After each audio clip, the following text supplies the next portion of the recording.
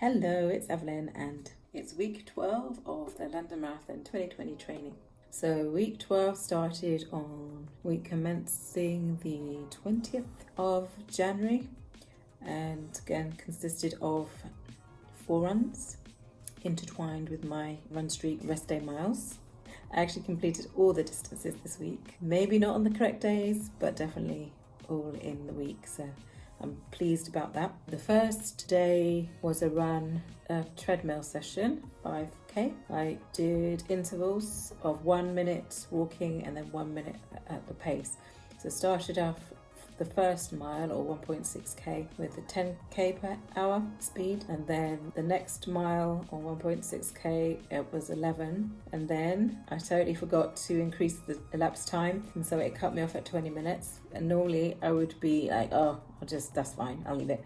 But I basically started it straight away and then did the last 10 minutes or so at 12k. It should have been 11.5k per hour, but I must have forgot what I was doing and I did it for 12k per hour. The walks might have been a little bit longer because 12k PH is quite fast for me at the moment.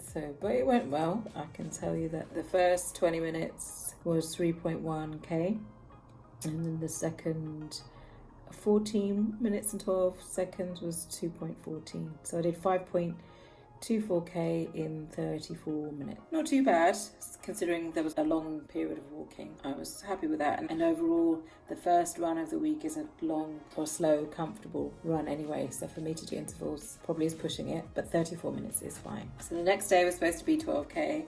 I don't recall why I didn't do it, but I ended up just doing a rest day mile.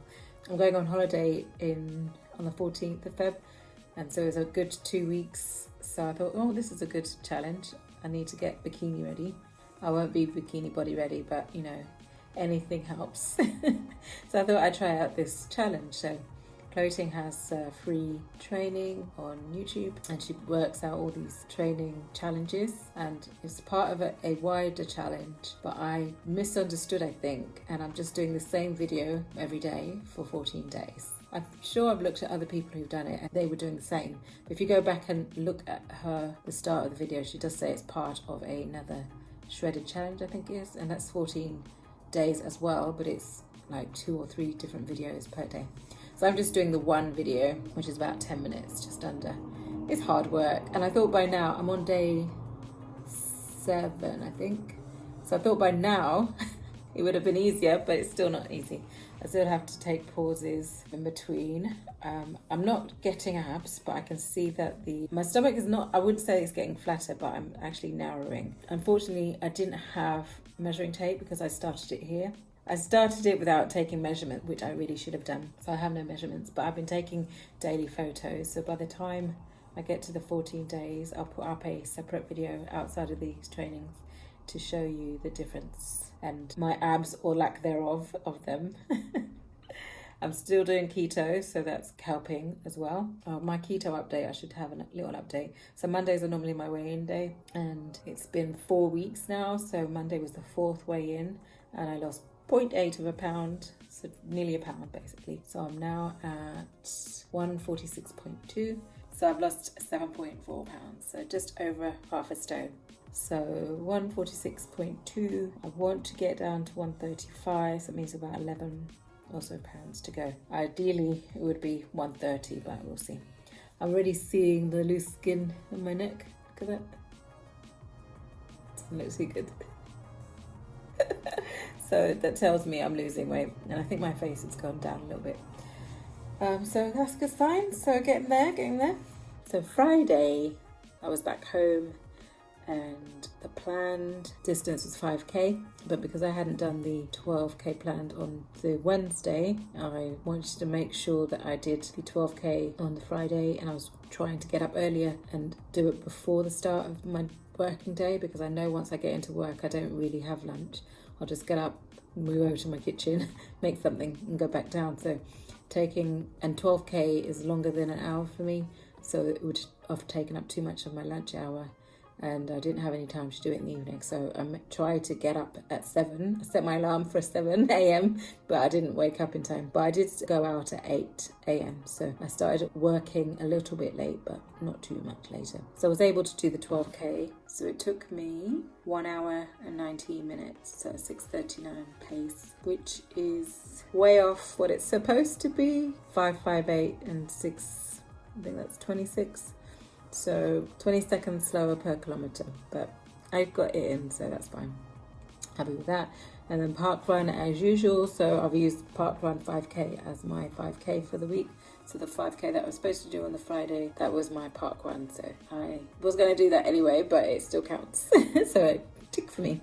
And then Sunday was an unplanned, it wasn't a race, but I wasn't going to join in. The Gade Valley Harriers, they have marathon training plans every year, and they're really good because they're just training runs, they're not races, but they have water stations and they have some goodies at the end. So they had pastries this year. I hadn't planned to go. I knew I had to do 20k on the plan, but I hadn't planned to join in the Gade Valley runs. And my friend mentioned that she was doing it, and was I going to? So when I looked at my plan, it was 12 miles for the Gade Valley Harriers, which is about 700 metres short. But I thought, oh, that's a good idea. It'll get me running. It's a cold day on Sunday, so if I hadn't joined it, I probably would have done my run really late. So it's a good excuse to get it out of the way, and it's only a £5, so not too bad. So we all drove up to Hemel Hempstead and did the run. Oh my gosh, it was hard work. It really was hard work. There was 2 massive hills. I'll put if I can, put the elevation in so you can see, but there's 2 massive hills. There's one right at the beginning. You run 3 miles along the canal, and then as you come off the canal, you turn and go up, and then it's a solid 1 mile up a hill all the way. Relentless. And I was thinking, yeah, I'm going to do this, I'm going to run it all the way. And I probably ran, I'd say 3/4 of it, and then I just couldn't carry on, because every time you think you're at the top, you're not at the top, there's more. So I gave up, and I started off really well pace wise. Let me see. Oh, actually, to start off, it was a really slow start because they set you off at 2 different times. So the people who are less than 11 minutes per mile start off at 9 a.m, and then the people who are faster than 11 minutes per mile start at 9:30. But because we had a couple of longer runners with us, we started off at 9. In the end, I should have been in that group anyway, so not too bad. But yeah, because there were slower runners, to start off, I was going 7 minutes 32 for the first kilometre, and then I tried to go past the crowd, and I averaged about 6 minutes 6:26. So the rest of that first 3 miles was between 6:26 and 6:42, and then was the hill. So that first 6k, so the 6k one was 6 minutes 38, and then it went to 7 minutes 20, and then it went to 8 minutes 10, and I think the elevation, I'll just do it sideways, elevation was about 39 meters, and then 41 meters, and then still 7, and not coming much down, so the loss was 11 meters, so you're still up. So for some reason that really got me. My hips and my thighs were really hurting. I don't know what it was. And then there was another hill, which I didn't know there was a second hill, and that was another 41 meters elevation, and that was at 13k. And I did that one, I was walking a lot by then, and I did that one in 9 minutes 16 seconds. And then the following kilometre, which was slightly still going up but less elevation, and that was 7:10. My average was just under 7 minutes per kilometre. Terrible, terrible, terrible. I should show you the hill. See, 2 massive great hills. You can see all the red dots where I've been walking. And 5 aerobics. I was like under pressure. And then my heart rate went up to 183, but that's not actually that bad for me. So you can see my pace. Average was 6:58. Oops. And there's my average pace, 6:58. Best was 5:12, not too bad, going down the hills. But you can see the first part, I was okay running, and then I walked a little bit. I think that was the first water stop. And then I carried on running. And that's where I was ahead of some of my other striders at that point. And then because I stopped, they caught up with me at the water station. And then I carried on ahead because they stopped to take gels. I didn't take anything, so I don't know, maybe that hindered me. And then after that came the hill, the other hill. And then I walked the rest of that hill. So I kept on walk running. And then tried my hardest to keep running, but you can see where I stopped again. And then the last bit I ran through, and then you can see the last bit, so it finished at the 12 miles, and then I had 700 meters to go. So I carried on at the end. Anyway, so at least I was able to do my 20k. As I said, I rounded off the 12 miles, which was 19.3k, so I had to run 700 meters to round it off. And there was a point where I was running and I thought, it doesn't really matter if I don't round it off, does it?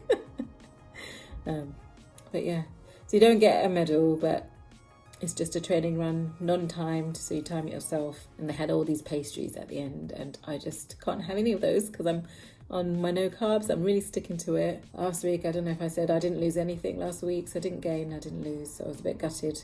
But normally it'll get to that stage when I think, oh, nothing's working, let me just do what I want. But I have another 2 weeks or week and a bit left for my holiday, so I'm keeping strong. It's just so hard to find food to eat when you're away, so I'm trying.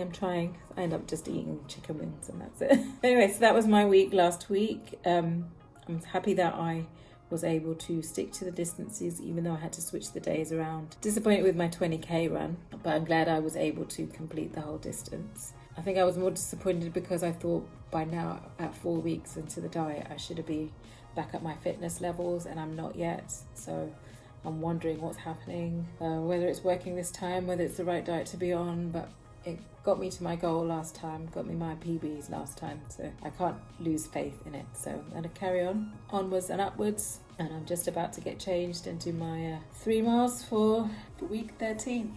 Oh yeah, I've decided that I'm going to run for a charity after all. I obviously got my place from Strava, so it was a competition win, so I don't have to raise any money, but it's the first time I've done London Marathon, and it's the notorious charity event, so I thought I would join in. And I decided to run for my club's charity, Autism Bedfordshire.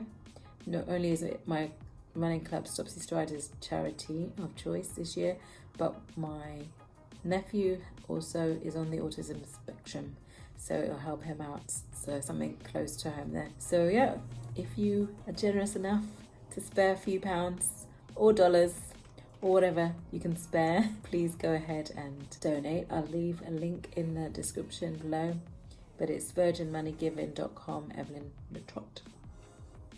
And my target is £1,000. There's different levels. For a £10 donation, you can fund an initial phone call to a newly diagnosed person and their family. For £50, you could fund 2 specialist workers to support autistic young children of the ages between 10 and 17 at one of our Wanted Fun sessions. And the one, my initial target is going for the £1,000 could fund 1 LOAF session, and LOAF stands for Loads of Autistic Fun, which will benefit 10 autistic children and their parents and siblings.